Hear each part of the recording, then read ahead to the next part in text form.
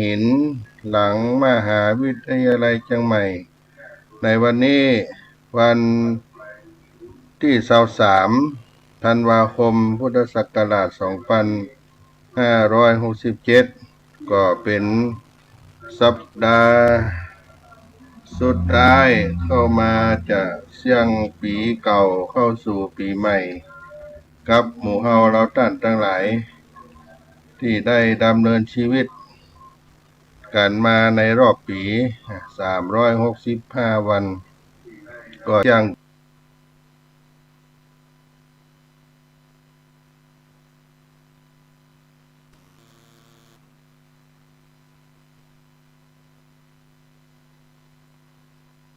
จะหมดไปก็ผ่านพ้นไปแถม1 ปีนี่ก็เป็นวิถีชีวิตของแต่ว่าการได้สดับรับฟังธรรมะของพ่อแม่ศรัทธาพี่น้องสาธุชนทั้งหลายก็อยู่เป็นนิจตลอด24ชั่วโมงวันนี้ก็ได้มาพบกันกับสาระธรรมเสียงธรรมวัดสลีโสดาพระอารามหลวงจังหวัดเชียงใหม่ด้วยอัตมภาพท่านพระครูปัญญาสังฆการหรือท่านพระครูพรหมินทร์ผู้ช่วยเจ้าอาวาสวัดสลีโสดาพระอารามหลวงได้มาพบกับสาธุชนก็ออกศรัทธาไม่ออกศรัทธาทั้งหลายในเมื่อค่ำยามเย็นในวันนี้ช่วงนี้อากาศก็หนาวกันอยากเดินทางก็มีแสงแดดตลอดวันนี้ก็มีแสงแดดให้ความอบอุ่น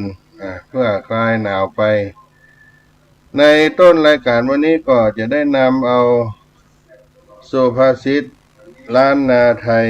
เอามามาฝากพี่น้องเอามาฝากพี่น้องท่านคนฟังทั้งหลายในบทที่ว่ากินน้ำอย่าลืมคนขุดบ่อกินต่ออย่าลืมคนไปเอากินน้ำอย่าลืมคนขุดบ่อกินต่ออย่าลืมคนไปเอาได้ดื่มน้ำอย่าลืมนึกถึงคนขุดบ่อได้กินไข่ตัวต่ออย่าลืมนึกถึงคนไปเอาในความหมายนั้นก็เป็นการให้บำเพ็ญกตัญญูตธรรมบำเพ็ญกตัญญูตธรรมยามเมื่อกินน้ำอย่าลืมถามหาคนคุดทาราบ่อดินหินสร้าง กินต่อก็ตามคืองามดังอ้างไปเตหังต่อนั้นกึดถึงกุลเรื่องนนที่สั้นเป็นเครื่องหมายอันคนดีกตัญญูตะปาฮื้อผ่องสีเผ่าผู้โสภีต่อเต้าไปหน้ายามเมื่อกินน้ำอย่าลืมถามหาคนพุทธาลาบ่อดินหินสร้างกินต่อก็ตามฮื้องามดังอ้างไผ่ไปเตหังต่อนั้นกึดถึงกุลเนื่องนนที่สั้นเป็นเครื่องหมายอันคนดีกตัญญูตะปาฮื้อผ่องสีเผ่าผู้โสภีต่อเต้าไปหน้าดื่มน้ำคราใดอย่าลืมนึกถึงคนขุดบ่อและยามใดได้กินไข่ตัวต่อก็ให้นึกถึงคนไปเอาพฤติกรรมเช่นนี้ก็เป็นเครื่องหมายของคนดีเป็นคนกตัญญูรู้คุณย่อมนำหนุนให้ชีวิตผ่องสีงดงามตลอดไปก็เป็นสุภาษิตล้านนาไทยเอามาฝากพี่น้องท่านสาธุชนท่านผู้ฟังทั้งหลายในเมื่อค่ำยามเย็นในวันนี้ในวันจันทร์ที่23ธันวาคม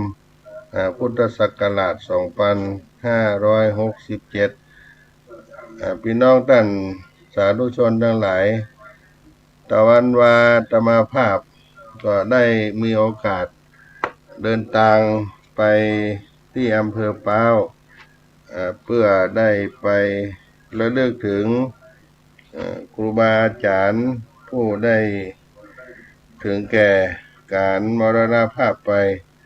ก็คือการพิธีประชุมเพลิงสรีระสังขารปล่อยล้อทรงสักการหลักปราสาทศพ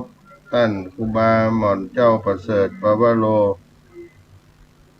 ครูบาหม่อนเจ้าประเสริฐปวโรนามสกุลพูนทรัพย์อายุ88 ปีพรรษา67อดีตเจ้าวาดวัดหนองป่ามันใน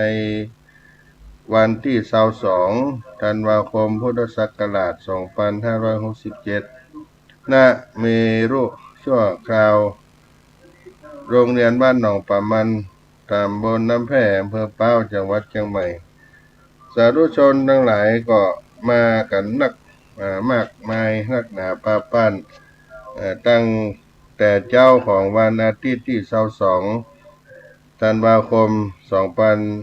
2567ตะวันที่ผ่านมาในวันอาทิตย์ที่22เดือนธันวาคมพุทธศักราช2567ตั้งแต่เวลา9 นาฬิกาเป็นต้นไปศรัทธาสาธุชนหลายบ้านหลายเมืองโดยเฉพาะอำเภอป้าวก็มานักหนาป้าบ้านกันมาร่วมถวายทานบังสุกุลทานหลวงเงินหลวงคำทานปัจจัยเพื่อได้อุทิศถวายปุจจาคุณครูบาหม่อนเจ้าประเสริฐปวโรพูนทรัพย์อดีตเจ้าวาดวัดหนองป่ามันครูบาหลวงเมืองเป้าตั้งแต่9 โมงจนไปถึงเวลา10 นาฬิกา30 นาทีก็มีการได้ถวายโอกาสถวายทานภัตตาหารและถวายภัตตาหารเพลแก่พระเถรานุเถระที่ได้ไปร่วมงานตลอดถึงสามเณรเจ้าทั้งหลายในบริเวณวัดหนองป่ามันที่เป็นวัดของท่านครูบาหม่อนเจ้าประเสริฐปวโรเสร็จจากนั้นก็พักผ่อนกันท่านสาธุชนที่ได้เป็นเจ้าภาพลงทานกันมากมายไก่กองหลาย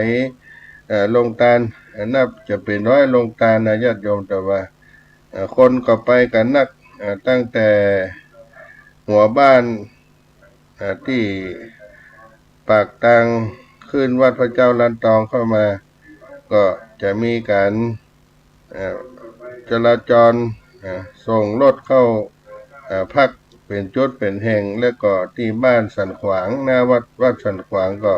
จะมีรถรับส่งให้ญาติโยมได้เข้ามาในบริเวณในงานผู้เข้าร่วมในงานก็ได้ร่วมรับประทานอาหารกลางวันพร้อมกันเป็นการเตรียมงานไปในช่วงภาคเจ้าและในภาคพิธีการในเวลา13 นาฬิกาประกอบพิธีทางศาสนาก็มีการจุดธูปเทียนบูชาพระรัตนตรัยไหว้พระสมาทานศีลและก็รับศีลแล้วก็มีการสวดพระพุทธมนต์อาทิตยสูตรมาติกาเพื่อได้บำเพ็ญอุทิศถวายทานครูบาหม่อนเจ้าประเสริฐปวโรแล้วก็ได้น้อมถวายสังฆไตรยทานอุทิศถวายให้กับครูบาหม่อนเจ้าประเสริฐปวโรก็มีพระเดชพระคุณหลวงพ่อพระเทพปริยัติที่ปรึกษาเจ้าคณะภาค7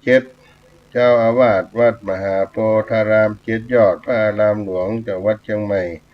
เป็นประธานฝ่ายสงฆ์ก็ได้สวดพระพุทธมนต์อาทิตยปริยายสูตรเสร็จแล้วโอกาสเวียนตาลโดยพ่ออาจารย์ถนอมจากอำเภอดอยสะเก็ดเป็นพิธาจารย์ในงานนี้แล้วก็ ได้กินตาลเสร็จสัดเรียบร้อยแล้วก็ได้เตรียมปราสาท7ได้เตรียมปราสาท8เหลี่ยมมาถึงอริยมรรคองค์8ประการเพื่อจะได้อาราธนาสรีระสังขารครูบาหม่อมเจ้าประเสริฐได้ลงเข้านอนปราสาทเพื่อจะได้อาราธนาสรีระสังขารเข้าสู่เมรุชั่วคราวในบริเวณโรงเรียนบ้านหนองป่ามันในการทำเมรุชั่วคราวในการประชุมเพลิงสรีระสังขารครูบาหม่อมเจ้าประเสริฐประวัติโลหลังจากที่ได้สูตรถอนตามประเพณีโบราณล้านนาแล้วพระเถระ89รูปก็ได้ลงมาจากพระวิหารหลวงก็ได้มีการกระลงเพื่ออาราธนาสรีระสังขารขอสุมาคารวะเพื่ออัญเชิญอาราธนาสรีระสังขารตั้งขบวนเข้าสู่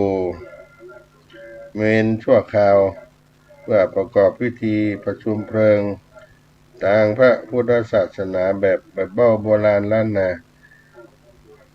เมื่อได้กระลงเรียบร้อยแล้วก็ได้อาราธนาลงศพสรีระสังขารเข้านอนปราสาท8เหลี่ยมก็ตั้งขบวนอัญเชิญครูบาเจ้า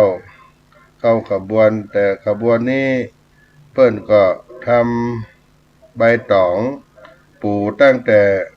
วัดหนองป่ามันเข้าเต็มถนนอ้อมไปทางทิศตะวันออก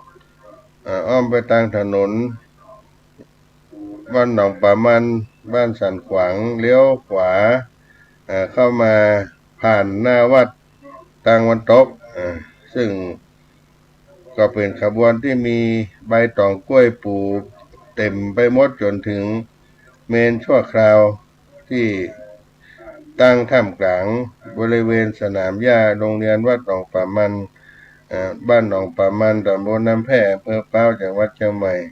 ในขบวนนั้นก็ทำตามโบราณล้านนามีตุงสามหางมีหม้อไฟมีกังสดานตีปานเครื่องสักการะมีหมากสุ่มหมากเบงต้นดอกต้นเทียนและก็มีขันนำข้าวตอกดอกไม้น้ำตาลแล้วก็มีเครื่องสังเกตไตรยธรรมแล้วก็ต่อด้วยผ้าไตรบางสุกุลแล้วก็มีขบวนธรรมาสน์ซึ่งมีพระเดชพระคุณหลวงพ่อพระเทพปริยัติเจ้าอาวาสวัดมหาโพธาราม7 ยอดที่ปรึกษาเจ้าคณะภาค7อดีตเจ้าคณะจังหวัดเชียงใหม่เป็นองค์แสดงพระธรรมเทศนาและก็ต่อด้วย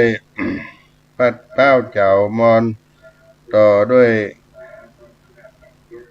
คณะศรัทธาญาติโยมที่ได้มาร่วมงานก็มีพระสังฆเจ้าทั้งหลายนับเป็น500 รูปมาร่วมงานก็จุงสรีระสังขารปราสาท8เหลี่ยมที่ได้อาราธนาสรีระสังขารขึ้นนอนปราสาท8เหลี่ยมติดตามด้วยศรัทธาญาติโยมก็ประมาณ2,000 คนแต่ว่านี่อย่างที่ได้หันกันประมาณนั้นอาจจะนักกว่านั้นก็ได้อาราธนาสรีระสังขารขึ้นบนปราสาท8เหลี่ยมแบบโบราณล้านนาก็เคลื่อนขบวนออกไปทางประตูทิศตะวันออกเลี้ยวขวาเข้าไปถนนใหญ่ที่ผ่านหน้าวัดเลี้ยวซ้ายเลี้ยวขวาผ่านหน้าวัดไปถึงหน้าโรงเรียนวัดหนองป่ามันบ้านหนองป่ามันก็เลี้ยวซ้ายเข้าไปแล้วก็ได้นำเอาปราสาท8เหลี่ยมสรีระสังขารเข้าล้อมรอบเมนชั่วคราว3 รอบ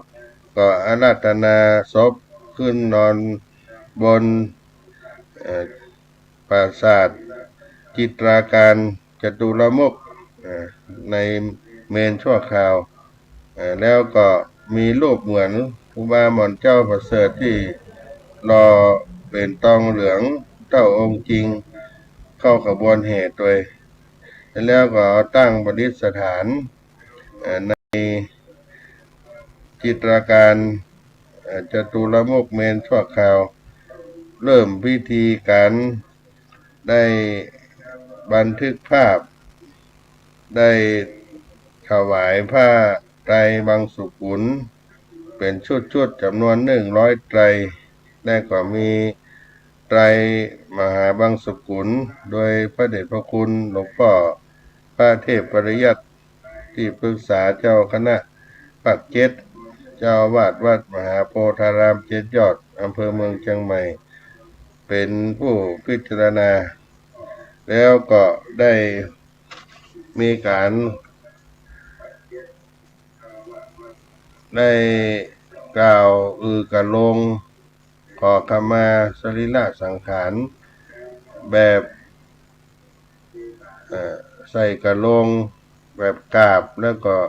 มีการขอขมากันต่อแบบไตรใหญ่แล้วก็บรรตาน้อยก็ได้ประชุมเพลิงครูบาหม่อนเจ้าประเสริฐในเมนชั่วคราวก็เป็นการทรงสังขารปล่อยล้อลากปราสาทศพสรีระสังขารครูบาหม่อนเจ้าประเสริฐในวันที่22 ธันวาคมพุทธศักราช2567ที่ผ่านมาแต่วันนี้คนกับมากพวงหลวงหลายมากหน้าหลายตาหลายบ้านหลายเมืองในเชียงใหม่ในอำเภอป้าวแล้วก็รวมไปถึงต่างจังหวัดก็ได้มาที่ศรัทธาในตัวครูบาหม่อนเจ้าประเสริฐปวโรซึ่งเป็นพระมหาเถระในอำเภอป้าวที่มีศิลาจารวัตรงดงามตนหนึ่งเป็นตนบุญเป็นพระสงฆ์ที่ศรัทธาญาติโยมมีความศรัทธาประสาทะกับครูบาหม่อนเจ้าประเสริฐซึ่งท่านก็เป็นพระที่ได้มีปฏิปทานงดงามมีนามว่าปาวโรภิกขุแห่งอารามหนองป่ามันได้มีประวัติการที่เปิ้นเขียนในหนังสือที่ระลึกในงานประชุมเพลิงสรีระสังขารครูบาหม่อนเจ้าประเสริฐพระคือวระแปลว่าผู้ประเสริฐก็จะได้นำเอามาเล่าสู่กันฟังกับบรรดาพี่น้องศรัทธาญาติโยมทั้งหลายที่ได้ไปร่วมงานก็ดีบ่ได้ไปร่วมงานก็ดีบางท่านก็หันการไทยทอดสดไลฟ์สดตลอดงานบางท่านก็บ่ได้ไปบ่ได้หันในการไลฟ์สดอาจจะได้ทราบข่าวทางเพจ Facebook ต่างๆก็จะได้นำเอาประวัติการชีวิตของครูบาหม่อนเจ้าประเสริฐที่เพิ่นได้กล่าวในหนังสือเอามาให้พี่น้องท่านทั้งหลายได้ฟังปาวโรภิกขุแห่งอารามหนองป่ามันได้นิมิตฝันหันเมื่อดาจักใกล้รุ่งว่าตนบุญครูบาศีลธรรมมาบอกกรรมฐานคือว่าเอาพุทโธเป็นที่ตั้งเตตุรัตติญานบกราบไหว้พุทโธถึงเมื่อยามปาโตลุงเจ้าอย่าว่างว่าพุทโธสักเมื่อยามจักเป็นบุญต้นเต้าสั่งเข้าเนรปันพุทธคุณเป็นเขื่อนข้างสงสารธรรมกุลเป็นอัศญานขี่ไหว้สังฆกุลเป็นพิดานบังล่มไฟไปแล สังฆกุลเป็นพิดานบังร่มไปแลมหอนทุกข์ร้อนร้ายเพื่อแก้วทั้งสามพุทโธเป็นที่อ้างอาศัยธัมโมเป็นสลีกันใจเทียนกล้าสังโฆสวดที่ยายไปทุกเมื่อยามเป็นเขื่อนคงก้างหน้าแวดอ้อมกายาบ้าหม่อนเจ้าประเสริฐปวโลเป็นลูกไตน้ำพาบ้านสันขวางความรักไม่มีเชื้อชาติศาสนาภาษาและพรมแดนนี่คือนิยามที่ทุลุงครูบาหม่อนเจ้าประเสริฐหรือพระอธิการประเสริฐปวโรวัดหนองป่ามันอำเภอป้าวจังหวัดเชียงใหม่ให้เอาฮื้อไว้ครับความรักของโยมพ่อโยมแม่ของท่านโดยที่พ่อสังลูบิดาของครูบาหม่อนเจ้าประเสริฐนั่นเป็นเจ้าไตใหญ่จากเมืองปันสมัยที่พ่อสังลูเป็นวัยรุ่นยังหนุ่มแน่นอยู่ก็ได้เดินทางที่ตามขบวนงัวต่างเข้ามาสู่เขตประเทศไทยผ่านมาทางบ้านป่าบงเมืองฝางได้เดินทางต่อมาที่เมืองเป้าโดยได้พำนักอยู่กับชุมชนชาวไทยใหญ่ที่บ้านป่าตุ้มดอนอยู่ระยะหนึ่งต่อมาก็ได้ขยับขยายลงลักปักฐานอยู่ที่บ้านสันขวางตำบลน้ำแพร่แล้วก็ได้มาพบรักกับแม่จันดีซึ่งมีพื้นเพเป็นเจ้าไตยวนล้านนาบ้านบกเปาอำเภอสันทรายได้อพยพโยกย้ายตามญาติพี่น้องไปอาศัยอยู่ที่เวียงป่าเป้าอย่างวัดเชียงรายอยู่ระยะเวลาหนึ่งต่อมาก็ได้ย้ายมาอยู่ที่บ้านสันขวางอำเภอป้าวจนได้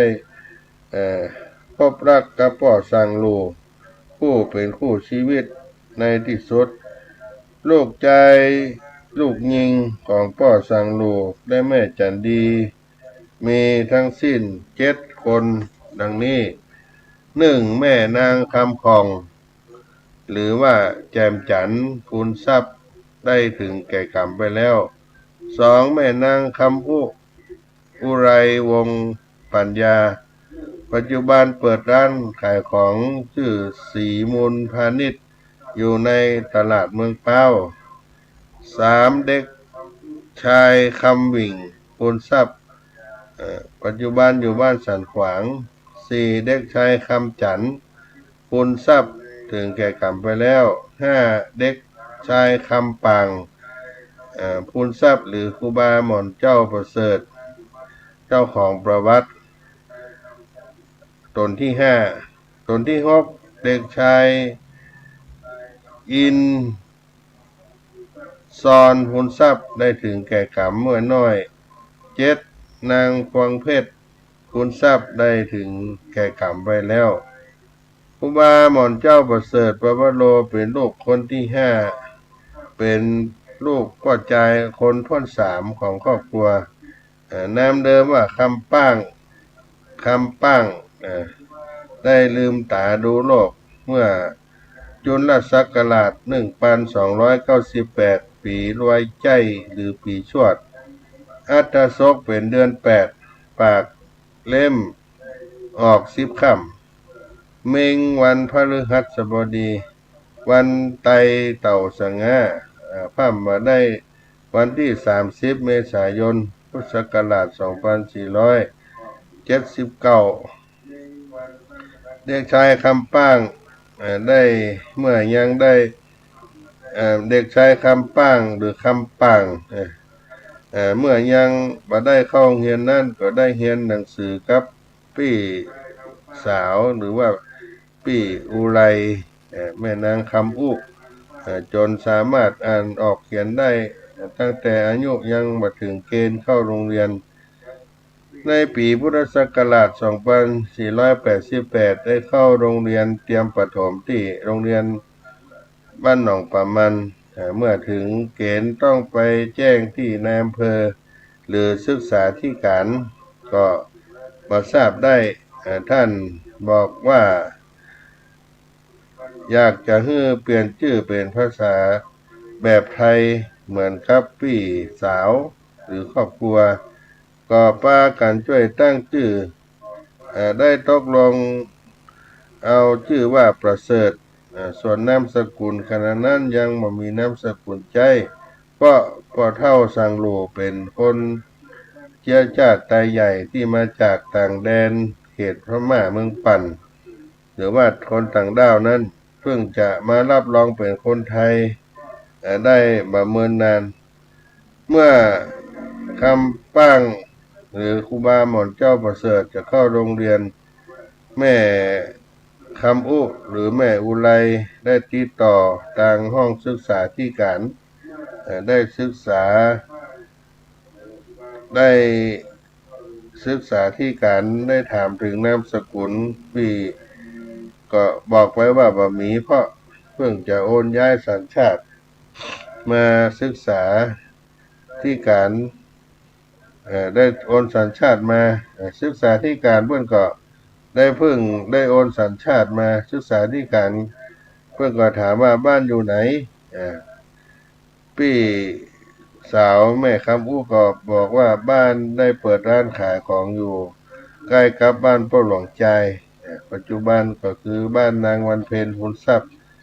ทางศึกษาธิการรู้จักกับพ่อหลวงใจก็จึงบอกว่าถ้าอย่างนั้น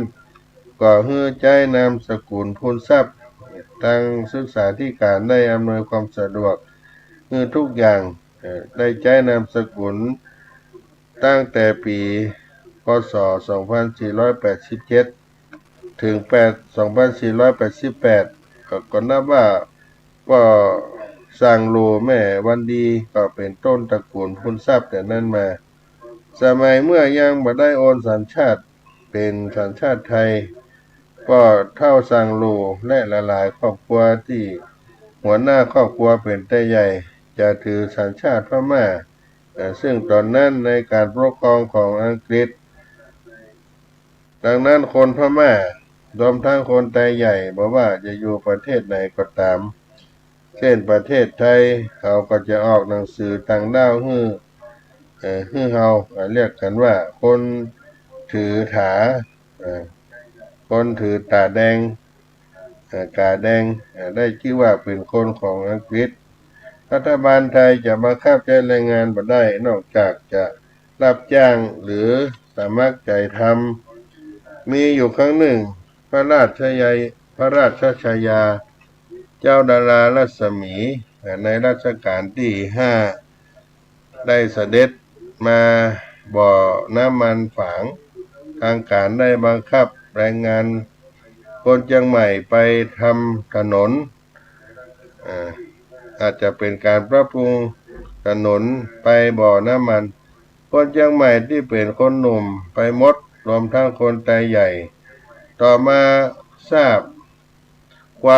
บถึงกงสุลอังกฤษที่เชียงใหม่จึงถูกอังกฤษปรับมาทราบจำนวนเงินในฐานะเอาคนในปกครองไปใช้แรงงานต่อมาเมื่ออังกฤษเซ็นสัญญาปลดปล่อยให้พม่าเป็นอิสระคนที่อยู่ต่างประเทศที่ได้รับการปลดปล่อยเช่นเดียวกันดังนั้นคนไทยใหญ่ที่ถือกาแดงที่อยู่ในประเทศไทยก็ได้รับการปลดปล่อยและได้รับสัญชาติของประเทศที่อยู่ในขณะนั้นดังนั้นคนรุ่นป่อเท่าสังรูบิดาของครูบาหม่อนเจ้าประเสริฐจึงได้สัญชาติไทยมีนามสกุลใจตั้งแต่นั้นเป็นต้นมาดังที่ได้กล่าวไว้ว่าประเสริฐพูนทรัพย์อ่านหนังสือได้ตั้งแต่ยังบ่ได้เข้าโรงเรียนเพราะพวกพี่ๆได้สอนหนังสือให้ดังนั้นเมื่อเข้าโรงเรียนบ้านหนองป่ามันเริ่มที่ชั้นเตรียมประถมก็โดยมีคุณครูดวงคำแสงวงศ์เป็นครูประจำชั้นได้เริ่มเรียนอยู่ได้มาเมินนานก็เข้าชั้นประถมศึกษาปีที่1สมัยนั้นเป็นอาคารใต้ถุนมีความสูงนักเรียนชั้นเตรียมประถมได้เรียนที่ศาลาวัดประถม1 ก็เรียนที่ใต้ถุนอาคารนักเรียนที่เรียนอยู่อาคารมักจะเรียกนักเรียนที่อยู่ทางลุ่มว่าอาจารย์ขี้ไก่เพราะใต้ถุนมาได้ปูเทปูนมีเพียงโต๊ะเก้าอี้ที่นั่งบนพื้นส่วนทางร่วมก็ปล่อยโล่งมามีเลี้ยวรอยขอบมามีรั้วขอบชิดประการใดเด็กชายประเสริฐหรือครูบาหม่อนเจ้าประเสริฐก็ได้เรียนชั้นป .1 ได้บ่เมินนานก็เลื่อนขึ้นชั้นป .2 โดยที่บ่ต้องสอบเมื่อขึ้นชั้นป .4 มีนักเรียนเพียง3 คนเป็นเด็กหญิง2 คนก็คือเด็กหญิงบุภามูลเอ้ยครับบัวเขียวแสนใจหลังจากจบการศึกษาชั้นประถมแล้วก็บ่ได้เรียนต่อต่างคนต่างแยกย้ายกันไปส่วนเด็กชายประเสริฐทุนทรัพย์เมื่อจบป .4 ก็มุ่งเอาทางธรรมจนกระทั่งได้บวชเป็นสามเณรเมื่อวันที่26 กรกฎาคมพุทธศักราช 2493ตรงกับเดือน10ทวน2ทวนตุติยะเมื่อเข้าสู่ร่มกาผ้ากาสาวพัดหรือว่าดงข้าวมินและวงการล้านนาคดีพระประเสริฐหรือสามเณรประเสริฐได้เข้าโรงเรียนปริยัติธรรมที่วัดบ้านโป่งก็โดยมีเจ้าอธิการเมืองใจวัดป่าลันเป็นคนสอนสอบสนามหลวงได้นักธรรมชั้นตรีในปีนั้นเองส่วนนักธรรมชั้นโทนั้นได้เรียนที่สำนักวัดกลางเวียงสาขาวัดต้งหลวงได้อุปสมบทเป็นพระภิกขุเมื่อวันที่9 มีนาคมพุทธศักราช 2499ที่วัดสันขวางพัทธสีมาวัดหนองป่ามันเจ้าอธิการเมืองใจอินตาจักโกภายหลังได้เป็นพระครูสัญญาบัตรมีนามพระราชทินานามว่าพระครูอินตจักวิมลเจ้าคณะตำบลบ้านโป่งเป็นพระอุปชามีพระใบดีกาพวงคำปัญญาวโรวัดกลางเวียงเป็นกรรมวาจารย์พระอธิการพุทธรูจีธรรมโมวัดเกินภาคเป็นอนุสาวนาจารย์ในการอุปสมบทก็ได้มีฉายาว่าปวโรภิกขุปวโรภิกขุตนหนุ่มได้จำพรรษาอยู่วัดสันขวางอันเป็นวัดบ้านเกิดโดยมีพระอธิการใจเปมังกะโลผู้มีชื่อเสียงในการเทศน์มหาจารย์การมหาราชเป็นเจ้าอาวาสปวโรภิกขุครูบาหม่อนเจ้าประเสริฐได้เป็นรองเจ้าอาวาสที่เรียกกันว่าพระบาลักขาจนกระทั่งปีพุทธศักราช 2518 ในสมัยที่พระครูมนูนธรรมาภรณ์หรือครูบาอินคำวัดมหาวันอำเภอเมืองเชียงใหม่ได้เป็นเจ้าคณะอำเภอป้าวรูปที่5ปวโรภิกขุครูบาหม่อนเจ้าประเสริฐนี้จึงได้กินหัววัดได้รับตำแหน่งเป็นเจ้าวาดวัดหนองป่ามันซึ่งเป็นวัดในหมู่บ้านไตลื้ออยู่ใกล้เคียงกับวัดสันขวางห่างกันบ่กี่ร้อยเมตรปวโรภิกขุหรือครูบาหม่อนเจ้าประเสริฐก็มีชื่อเสียงในด้านการเทศน์มหาจารย์การมหาปนและเคยฮัดสูตรเบิกได้ฮัดเอาม่วนโดยทำหน้าที่เป็นเสียงตัดมาได้ใส่ใจที่จะฝึกฝนเอาจริงเอาจังเป็นคนบ่หุ่มชอบดนตรีก้องกองมากนักแต่ชอบฟังซอโดยจ้างซอที่ชอบฟังคนโปรดก็ได้แก่ปั่นแก้ว3 หลังแก้วมา3 หลังแม่บัวซอนเมืองเป้าเอาลูกศิษย์เอกของแม่ครูคำปันเมืองเป้าแม่บัวซอนเมืองเป้าเป็นลูกศิษย์เอกของแม่ครูคำปันเมืองเป้าที่เปิ้นชอบฟังนอกจากนั้นปวโรภิกขุหรือครูบาหม่อนเจ้าประเสริฐก็เป็นผู้มีวาทศิลป์ในการเทศนาธรรมแบบบรรยายซึ่งท่านมัก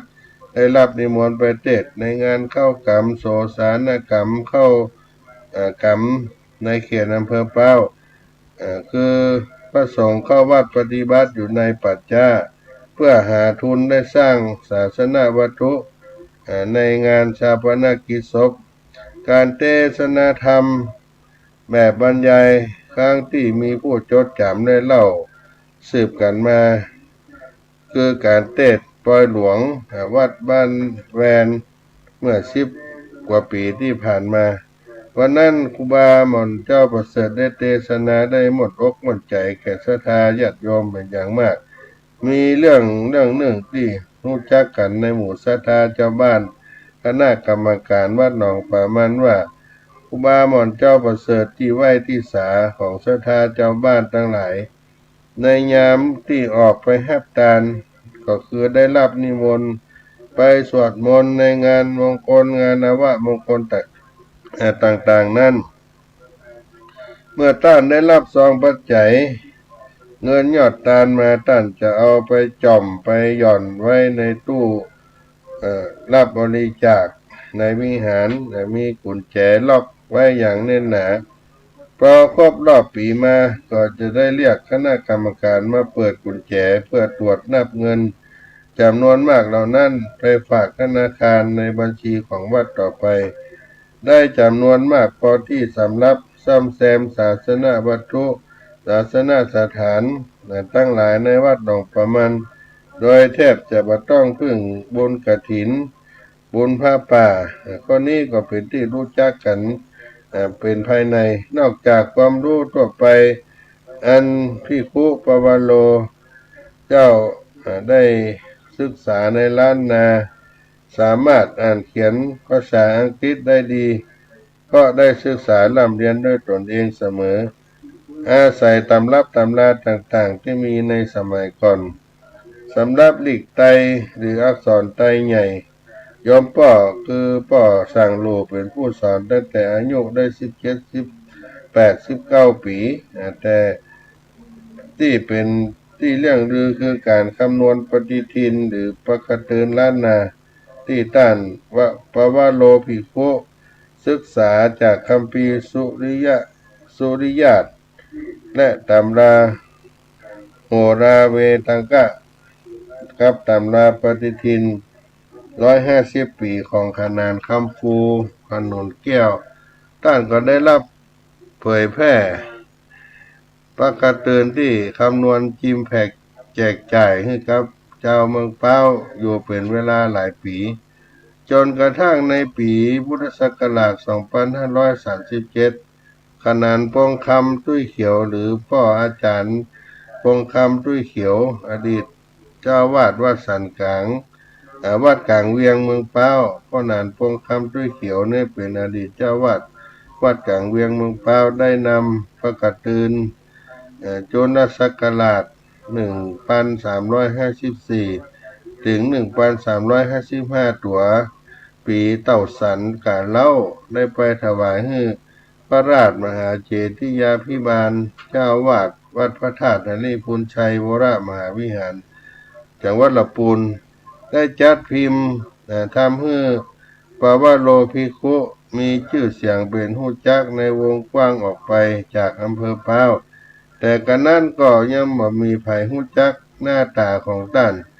ดังคำนำหนังสือประกาศเตือนที่พระเดชพระคุณพระราชเจติยาภิบาลได้เขียนไว้ว่า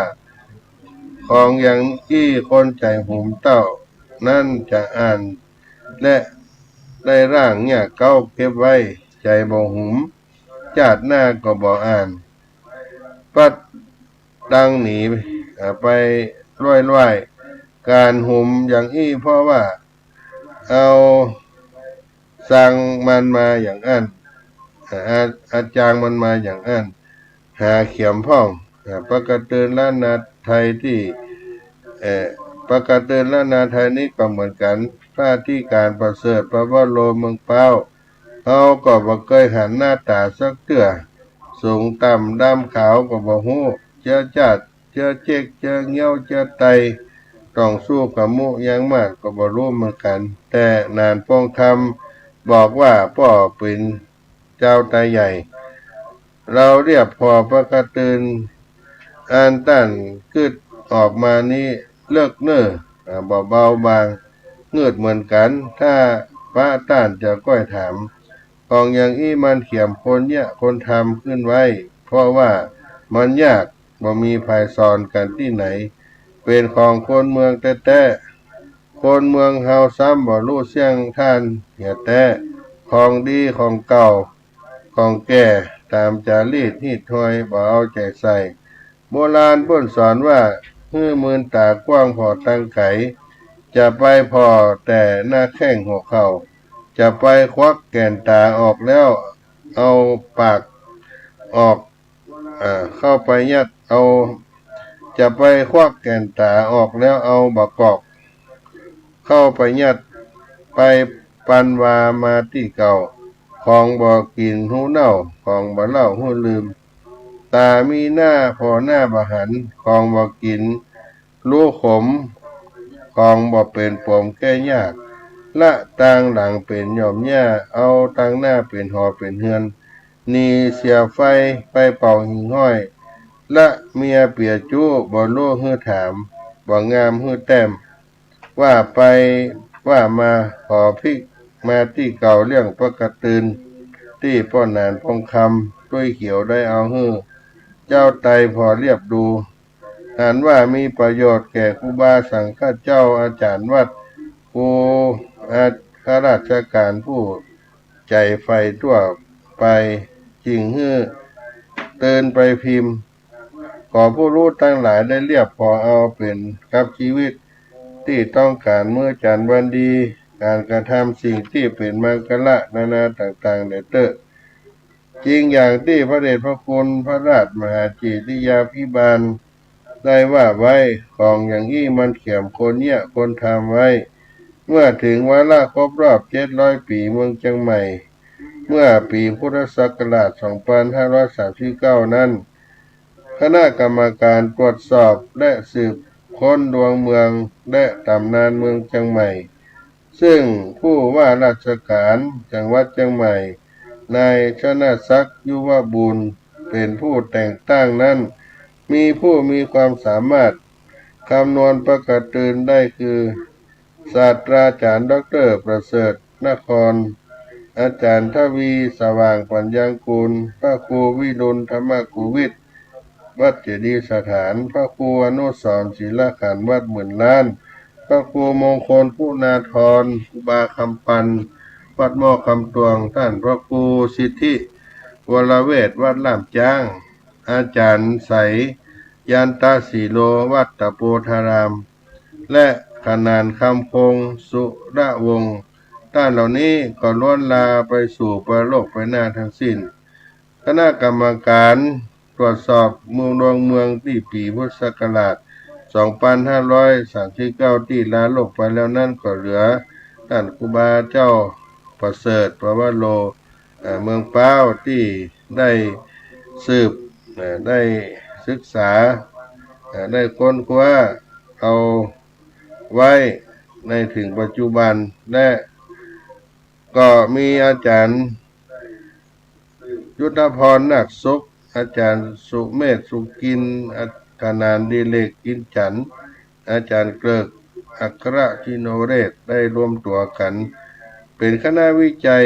ขอทุนทำวิจัยพื้นฟูอนุรักษ์ความรู้ในด้านคำนวณปฏิทินและหนังสือปีใหม่ของล้านนาก็ได้ไปกราบอาราธนานิมนต์ท่านครูบาหม่อมเจ้าประเสริฐปวโรเป็นคณะกรรมการสำรวจตรวจสอบสำนักปฏิทินหนังสือปีใหม่เมืองอันนี้ด้วยท่านนั้นมาในชมรมประกาศตื่นด้านนาจังหวัดเชียงใหม่ก็โดยพ่อครูดุสิตสวัชชาติเป็นประธานชมรมได้เปิดการเรียนการสอนคำนวณประกาศตื่นล้านนาที่วัดลอยเคาะได้นิมนต์ครูบาหม่อมเจ้าประเสริฐปวโรภิกขุมาแลกสอนให้กับศิษยานุศิษย์ทั้งหลายทางชมรมประกาศตื่นด้านนาจึงถือเอาท่านปวโรภิกขุวัดหนองป่ามันนี่เวียงเป้าแจ้ซักเวียงเป้าแจ้หินเป็นปฐมปฐมาจารย์เป็นครูเก้าของชมรมไปโดยปริยายเมื่อวันพุธที่30 เมษายน 2551ครั้งนั้นทางชมรมประกาศเตือนล้านนาไทยก็ได้มีการแสดงมุทิตาจิตแก่ครูเก้าประกาศเตือนล้านนาด้วยการประชุมเชิงปฏิบัติเรื่องการแก้ไขความสับสนในการคำนวณหาฟ้าตีแช่งเศษวันเก้ากองแบบไตรลือกับล้านนาหน้าห้องประชุมอาคารรวมวิจัยและบัณฑิตศึกษาสถาบันวิจัยสังคมมหาวิทยาลัยเชียงใหม่ในเวลา 13 นาฬิกาถึง 16 นาฬิกา 30 นาทีก็ตอนแรกในการที่ชมรมประกาศเตือนล้านนาจังหวัดเชียงใหม่ดำริที่จัดนี้ขึ้นก็หลายคนหวั่นเกรงว่าครูบาประเสริฐผู้มีสันโตถีธรรมคือความสันโดษสูงอาจจะบ่ชอบและบ่พอใจด้วยเกรงว่างานจะกระเลิกเกินไปหรือไม่ก็จะเป็นการยกยอตัวต้านจนเกินเหตุต้านอาจจะมาร่วมงานด้วยเหตุดังกล่าวมานี้แต่ในที่สุดวันที่ 8 เมษายน 2551 ที่ผ่านมาณอาคารเรือนเดิมคณะมนุษยศาสตร์หรือโบราณเคหังอ่างแก้วมหาวิทยาลัยเชียงใหม่ครูบาหม่อมเจ้าประเสริฐก็ได้เมตตารับปากกับอาจารย์ดุสิตธรรมชาติว่าจะมาร่วมงานในวันดังกล่าวรวมทั้งรับเป็นวิทยากรผู้หนึ่งด้วยมิเพียงเท่านั้นท่านยังได้ไปชักชวนอาจารย์วิสิต ดวงอาทิตย์ประธานสภาวัฒนธรรมอำเภอพร้าวและพระใบดีกาพิชิตอภิวัฒโนวัดต้องหลวงมาร่วมในงานนี้ด้วยนี่ก็เป็นประวัติการความเป็นมาของครูบาเจ้าประเสริฐมีแถมเรื่องหนึ่งว่าหน่อแตงดินหินแตงหากกิตติศัพท์ความเป็นผู้สันโดษของปวโรภิโกที่เรื่องลือไปไกลปัจจัยเฉพาะในละวงของเขตเมืองพร้าวเต้าอันดังปรากฏในคำนำประกาศเตือนที่กล่าวไว้ในจุลศักราช1354 ถึง 1355 ปีที่พระเดชพระคุณท่านพระราชเจติยาภิบาลอดีตเจ้าคณะจังหวัดลำพูนได้เขียนเอาไว้ว่าท่านเจ้าเสิร์ชบวชตั้งแต่น้อยถึงเป็กโตเปียวประเดี๋ยวนี้ก็บ่เคยศึกสักเทื่อท่านหุมคิดค้นตำราบ่เก่าและใหม่อยู่เงียบๆบ่อู้นักบ่หุมคนหลายเท่าใดหนังสืออังกฤษท่านก็รู้ท่านก็อู้กรรมเดียวเน็ตในท่านเกิดเมืองเป้าบวชเมืองเป้าหน่อแตงดินหินแตงหากหรือว่า อันนี้เป็นของแต้หาเข็มอันคำว่าหน่อแตงดินหินแตงหากนี่พิจารณาว่าเป็นคำยกยอก็ได้หรือว่าเป็นคำเปรียบเทียบก็ได้เพราะท่านปวโรภิกขุนั้นได้ตอบรับนิมนต์พระเดชพระคุณไปร่วมงานสมโภชสมณศักดิ์พระราชมหาเถรยาภิบาลเจ้าวาดวัดพระธาตุนรีพูนชัยจังหวัดลำพูนในวันที่ 24 มีนาคม 2551แต่อย่างใดไม่สำนวนที่ ที่ว่ามานี้ในทางบวกก็หมายถึงผู้ที่มั่นคงอยู่ในดินแดนบ้านเกิดในทางบวกก็จะเป็นกะแนะกันแหนว่าบ่เคยออกจากที่อยู่เดิมไปท่องเที่ยวประสบการณ์ในโลกกว้างในสำนวนล้านนาส่วนหนึ่งที่มีความหมายใกล้เคียงกันก็คือบาหินเกิดกับตาแท้เมื่อสอบถามเรื่องนี้ท่านปวโรภิกขุครูบาได้เคยออกเมืองเป้าที่ไกลๆที่ไหนบ้างนานที่สุดกี่วันเคยไปที่ไหนมาบ้างและที่ไหนที่ยังไม่เคยไปแล้วบ้างเมื่อถามรวมๆไปก็ได้รับคำตอบในรวมว่าเมื่อปี 2517 ครั้งเมื่อเป็นตุบาลการองเจ้าวาดวัดสันขวางนั้นเคยได้ติดตามพระมหาปรายได้ไปอบรมวิปัสสนาที่กรุงเทพเป็นเวลานาน3 เดือนไปพำนักอยู่ที่สำนักวัด บุญสำนักบุญศรีมุนีกรบึงกลุ่มบางกะปิอันเป็นสำนักวิปัสสนาสายวัดมหาธาตุเพื่อนสหธรรมิกสมัยนั้นที่คุ้นเคยกันดีก็มีทุเจ้าประสิทธิ์วัดน้ำบ่อสาวาเมืองฝางหลวงพ่อทองคำเจ้าลาวที่เคยจำพรรษาอยู่วัดดาวเรืองเมืองปงประเทศพม่าต่อมาได้ย้ายมาจำพรรษาอยู่ที่วัดจอมกิรีอำเภอฝางสำหรับสถานที่ต่างๆที่เคยไปนั่งรถผ่านประทับใจก็มีวัดพระธาตุดอยสุเทพวัดพระธาตุเจ้าสลีจอมทองวัดพระธาตุอาลีพูนชัยพระธาตุลำปางหลวงวัดศรีคมคำจังหวัดพะเยาส่วนอำเภอที่ยังไม่เคยได้ไปหลายอำเภอเป็นต้นว่าอำเภอสำเมืองแม่แจ่มเป็นต้นหากว่าจากการงานการวัดการว่าก็อยากไปดูไปหาชีวิตความเป็นอยู่ของพี่น้องเจ้าตาใหญ่ที่จังหวัดแม่ฮ่องสอนสักครั้งการเดินออกนอกเขตอำเภอป้าครั้งแรกในชีวิตเกิดขึ้นเมื่ออายุได้16 ปีได้ติดตามตู้ปี่วัดสันขวางเข้าไปเอี่ยวเวียงเชียงใหม่เมื่อพุทธศักราช 2494 หลังจากบรรพชาเป็นสามเณรได้เพียงพรรษาเดียวต้องตื่นเช้ามืดเพื่อขึ้นรถคอกหมูขึ้นขนส่งสินค้าระหว่างอำเภอโดยนั่งไปกับสินค้าเหล่านั้นผ่านออกเมืองเป้าทางบ้านป่าหินเข้าสู่เจียงดาวยุทธภาคสันพระทหารเพลที่เตรียมมาจากวัดที่อำเภอเจียงดาวแล้วก็ค่อยเดินทางเข้าสู่เมืองเชียงใหม่เมื่อถึงเวลาบ่ายค่อยรถโดยสารจัดจอดที่ประตูช้างเผือกภาพที่ประทับใจสามเณรหนุ่มน้อยที่มีต่อเมืองเชียงใหม่คือหมู่ต้นสามฉามีที่กลางกิ่งก้านฉายาล่มเงาปกคลุมตูบกาดและเดือนไม้ที่ขายของชำมันเรียงรายแน่นขนาดหากกล่าวถึงเมืองเชียงใหม่ในอดีตเมื่อใดท่านปวโรภิกขุก็จะนึกภาพนี้เสมอผู้กำเดียวแต่เน็ตในดังที่พระราชเจติยาภิบาลได้เขียนถึงตุลุงประเสริฐไว้ว่าเป็นคนผู้กำเดียวเน็ตในทั้งที่พระเดชพระคุณก็หาได้เคยพบพระตุลุงแต่อย่างใดนั้นแสดงว่ากิตติศัพท์ข้อนี้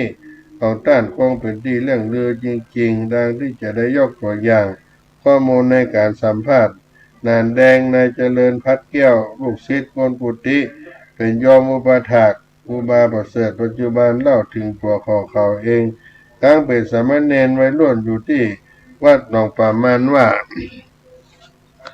ครั้งหน้าน้ำนองน้ำหลากได้ท่วมนาบรรดากบเกียดก็ร้องอบเอฟหลังงมในกลางคืนเนนแดงสามเณรแดงและพรรคพวกก็ชวนกันไปส่องเขียดยามค่ำคืนเมื่อหิ้วน้ำพุสาปายเข้าของสาปายของเข้าวัดมาสายตาก็ไปพระกับครูบาเจ้าหม่อนประเสริฐครูบาหม่อนเจ้าประเสริฐเป็นเจ้าวาดวัดท่านก็หาได้กล่าวปากประการใดไม่ต่อเมื่อทำวัดสวดมนต์เสร็จแล้วก่อนจะแยกย้ายจากวัดนั้นท่านก็จึงได้ถามเสียงด้วยน้ำเสียงเรียบว่าเป็นได้จาเปิ้นศรัทธาเจ้าบ้านฮื้อบ่พอกินกาเป็นได้จาเปิ้นศรัทธาเจ้าบ้านเปิ้นฮื้อบ่พอกินกาคำถามง่ายๆแต่ตอบยากนี้ทำให้พระแดงหรือเนนแดงในเวลานั้นมือป้ายมือปลายว่ามีเลี้ยวมือแรงกัดอกกัดใจจนน้ำตาพอไหลคอเบ้าไปเลยกอดจุกอกทุกใจเป็นอย่างนั้นมีคนเคยถามเหตุใดวิหารวัดหนองป่ามันจึงปราศจากนกกาแก่นกพิราบมาลูกลานคำตอบจากนายแดงคำตอบจากนายแดงก็มีว่าบรรดาศิษยานุศิษย์ไปเขาน้องเคยพูดถามตุลงว่าตุลงอนุญาตให้นกกาแก่ก็ตุลงตอบว่าแต่มันก็บ่แต่บ่หันก็ว่าไปอย่างนับ แต่นั่นมานกกะแก่เกาะมาเอวมาอยู่ที่วิหารวัดหนองป่ามันแถมเลย อีกเห็นตัวอย่างหนึ่งก็คือลูกศิษย์นายสุทัศน์ยาวุฒิอยู่กรุงเทพได้มากราบสักการะพระครูบาเจ้าในวันปีใหม่ที่ดำหัวนั่นก็ได้กล่าวหลังจากทุลงปั่นปอนแล้วก็แถมพิเศษว่าดำหัวนี่ก็ดีอยู่ก็จำเป็นก็บ่ต้องมาก็ได้ขอให้อยู่ถ้อยฟังกรรมก็ดีแล้วพี่น้อยทัดก็โอมก้อนสะอึกไปถามท่านผู้รู้ว่ามันเป็นจะใดท่านผู้รู้ก็ได้วิสัชนาให้ตุลุงบอกนั่นคือถูกต้องนี่แล้วบุคลาผู้จักปุจจาตั้งหลายเบิ่งรู้ว่าอามิสาปุจจาข้อของอันผลประดำหัวนั้นก็ดีอยู่แต่การปฏิบัติบูชาก็อยู่ถ้อยฟังคำสั่งสอนนี่จะเป็นสิ่งที่ดี ก็เป็นประวัติในเบื้องต้นเอามากล่าวอู้กับพี่น้องท่านคนฟังทั้งหลายในวันนี้ก็ใช้เวลามาพอสมควร1 ชั่วโมงก็จะได้มาเล่าอู้สู่กันฟังสืบต่อไปเรื่องราวของอุบาหม่อนเจ้าประเสริฐปวโรภิกขุที่ได้เป็นพระมหาเถระในอำเภอเป้าแล้วก็มีปฏิปทาศีลาจารวัตรอันงดงามที่ได้มาเล่าอู้สู่กันฟังซึ่งอาตมาภาพก็ได้เคารพนับถือต้านมา20 กว่าปีที่เคยได้ไปกราบไปคารวะก็ได้ความรู้ในเรื่องโบราณด้านนาต่างๆนานาหลายสิ่งหลายอย่างครับครูบาหม่อนเจ้าประเสริฐบางอันที่บ่เคยฮู้ก็ได้ไปสอบไปถามเพิ่นก็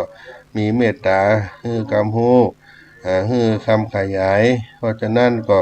ถือว่าเป็นครูอุปัชฌาจารย์ตนหนึ่งก็ได้มาเล่าอู้สู่กันฟังก็เกิ่งประวัติการของท่านไว้เพียงเท่านี้ก่อนวันต่อไปได้มีโอกาสจะมาเล่าอู้สู่กันฟังครับพี่น้องท่านคนฟังทั้งหลายวันนี้ขอให้พี่น้องอยู่เย็นเป็นสุขกันพ้นหน้าจัตตาโลธัมมาวัฏฏันติอายุวันโน